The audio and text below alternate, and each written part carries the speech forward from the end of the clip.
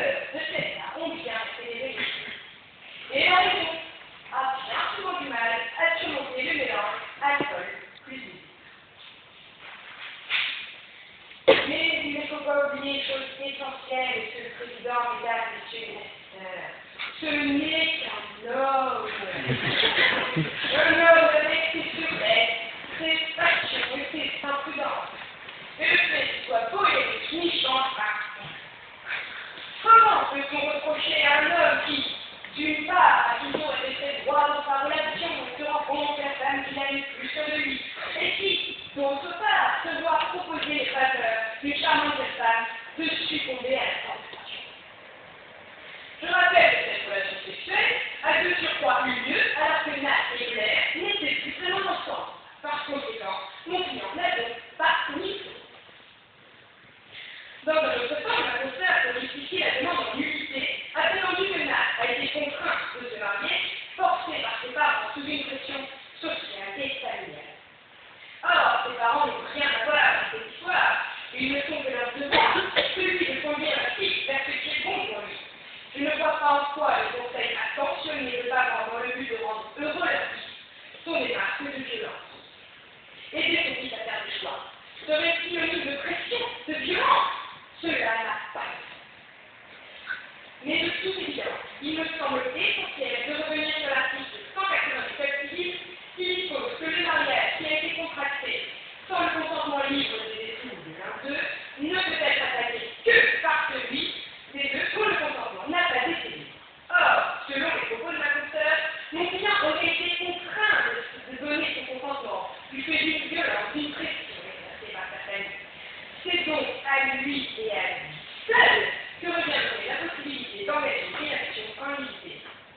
En aucun cas, Blair Waldorf ne peut invoquer le consentement de Nat qui aurait été justifié pour engager une action en unité de mariage. Et cela, Monsieur le Président, Mesdames, Messieurs les Assesseurs, est incontestable. Le fait que mon client ne demande pas la unité en dit long sur son choix. Mon client est maître de son destin. Il est assez grand pour gérer une fortune colossale. Il est de même assez grand pour décider de sa vie. En outre, je tiens à rappeler le caractère enflammé des échanges épistolaires qu'il entretenait avec Blair, digne de la correspondance entre George Sand et la fête du thé. Et je doute que ses parents se valorisent de ses lettres au langage passionné, osé, voire dépassé.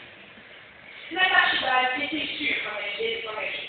Un petit moment d'égarement ne peut pas remettre qui suspend une relation en cause.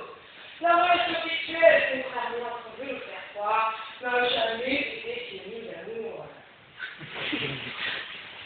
Bien Waldorf n'est pas la seule à avoir été laissée dans cette affaire. Et en effet, elle se comporte avec Nat comme avec un jouet.